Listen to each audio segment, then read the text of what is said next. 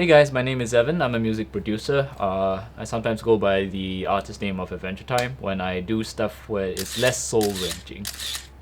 The first time actually I remember getting hooked or wanting to get started in music was I remember hearing a Richard Clayderman song. I know nobody really likes him, but I remember hearing this one song. I think it's called Bella for Adeline. I think that's the right name. I heard it and I begged my mom for piano lessons.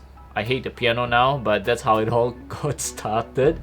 But eventually that led to me, wanting to pursue this for a living lah.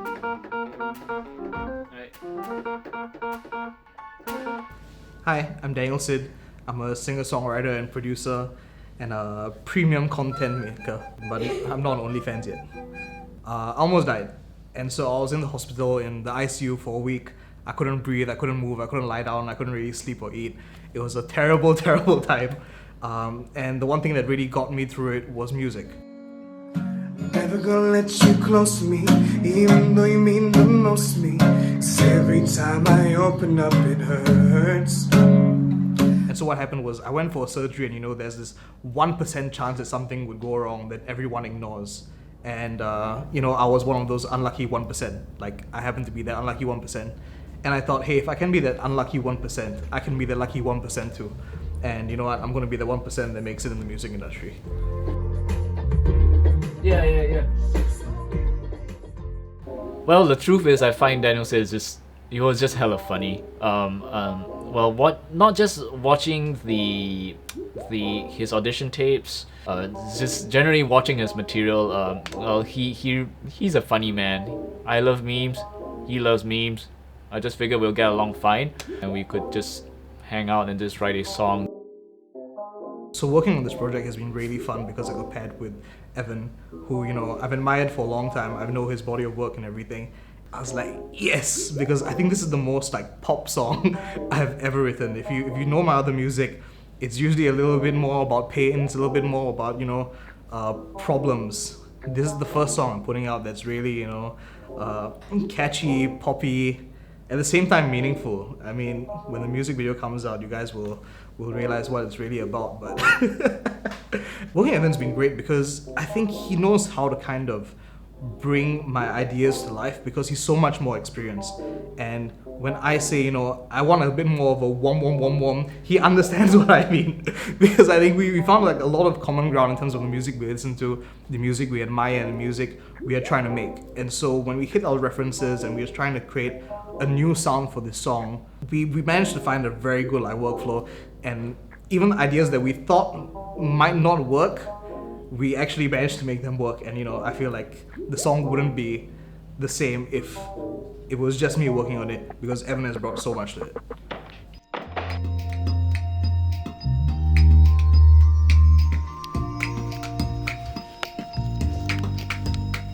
The song, man, it is what it is, bro. It is what it is, man. It is what it is, man. It is what it is, man.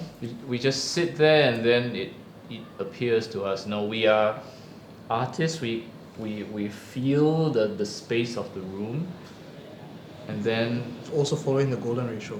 following the golden ratio, we find the right Angles. the right seating, feng shui. Yes, feng shui And is then important. the song just appears inside the computer. We didn't even write it down. We still just see it in there. I still see the lyrics. Just all across the camera. She got that golden ratio, so beautiful. It's beauty in its symmetry. Baby, I see you in me. So I was kind of filming a TV show when the song kind of came to me. The one thing that I saw people keep doing is this, which I was wondering, what are they doing this? They're framing. And so I was wondering, when you frame, you have to consider this thing. What do they call it? The golden ratio. So I asked them, what's the golden ratio? They're like, it's something to do with beauty and Fibonacci sequence. I thought, I don't really care about that. I feel that can be a good song. So I whipped up this demo, sent it along, and I'm really glad that I'm getting to do this program.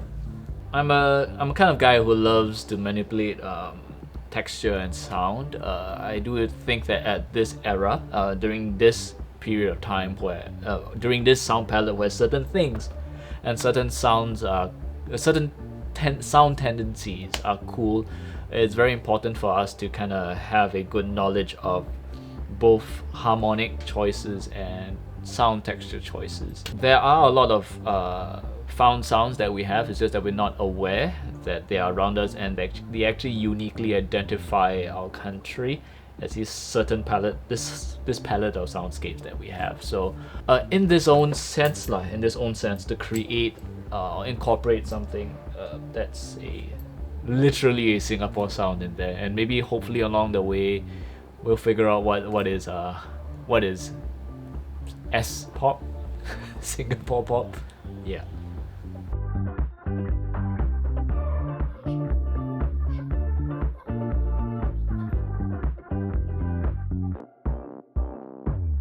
Well, with regards to layers, I think we had a lot of interesting instrument ideas and non-instrument ideas. And non-instrument ideas. The sound, the origins of the sound.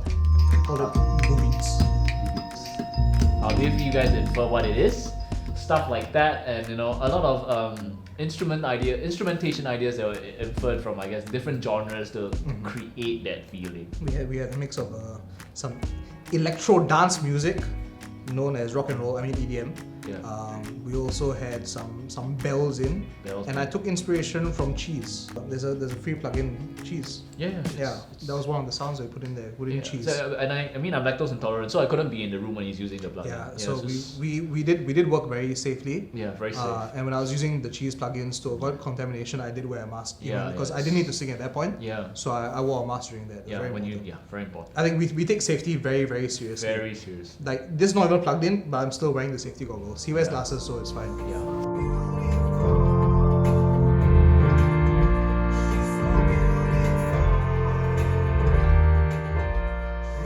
In Melbourne, I was busking outside the State Library, and I was busking there for a few hours.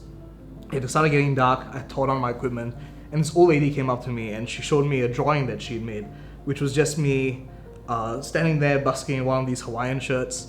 And she loved the song I played, was LOV by Nat King Cole. And so she had written the lyrics of that, "Love is all that I can give to you," and a picture of me. And she told me that she's from the States but is just traveling through Australia again because that's where she used to work and study. And now she was losing her memories, which is why her and her husband are traveling the world now while she still can. And she wanted to, draw a picture and write a caption for something that's special to her every day. So when she loses her memory, she can go back and flip through this little book and say, "Yo, I'm trying to remember this. This must have been amazing." And she came to the State Library because that's where she spent, a lot of her time. She would be there studying, and when she started working, that's where it was. But she came there on a holiday and happened to see me, and she felt that the music that I was playing spoke to her differently, and that's why she drew me instead of the State Library. And I immediately asked her, do you mind if I take a picture of this? It's a lovely, lovely drawing. And after she told me the story, I'm trying to hold back tears in the middle of a cold Melbourne street, just packing up my instruments. And busking is something special because you don't know what's going to happen. You don't know when you're performing on the street. You don't know who you're going to meet, who you're going to bump into, and what impact you're going to have on the day. So yeah.